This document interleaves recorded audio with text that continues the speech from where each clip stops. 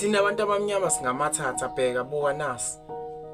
Uyabona le ngizokhuluma nani uqobo. Abanye bathi abanamaphutha ethandweni kodwa ufakazi balokho asinabo.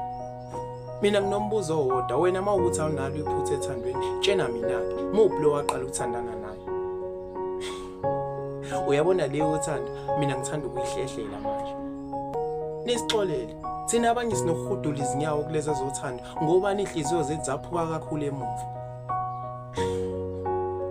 Abanye bayasibuka, bayasinyanya, abanye bayasibuka, bayasinyanya. Kanti kunginyanya kwakho sengathi khona okuzongisela phambili.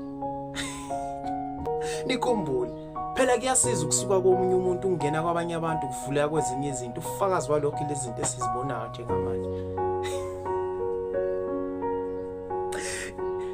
Uyimvela kancane ukubona umuntu ethandana nomuntu ayifunda naye esikoleni until beze beyoshada, ngiphikisi.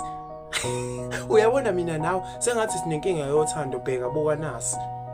Mihla namalanga sinokukhomplela kakhulu ngothando. Mihla namalanga sinokukhomplela kakhulu ngothando. Nsuku zonke alikhe lamahala ongcona siliyeke uthando mina nawe. Hayi ngeke bafethu, asivele siphume nya othandweni. Mina ngifisa ukuthatha imhlalo yami ngigoduke, ngiphume ngiphele kulezo zothando ngoba mihla namalanga nginokukhala nsuku zonke. Ingakho ngiyibhizi ngizilobela izikondlo nje. Uyabona inkondlo kwesinye isikhathi iyaphilisa bheka buka nasi. Ninaka abanye ngiyanizwa. Ninokusola kulezi izikondlo ezibhalayo, nithi sinokukhekheleza phezulu, nisixolele. Akubona bonke abantu abakhekhelezela phezulu. Wena vula indlebe ulalele, uzozwa inkondlo inamandla, ngiyakutshela. Base kuzobile abasisolele ethandweni-ke. Bathi thina sinokugwema kakhulu lezi zikondlo zothando sizivalela phansi kwesifuba. Nisixolele, asikwazi ukuncoma uthando kuphela sinokuligxeka uthando ngoba nina nisiphilisa kabuhlungu ethandweni.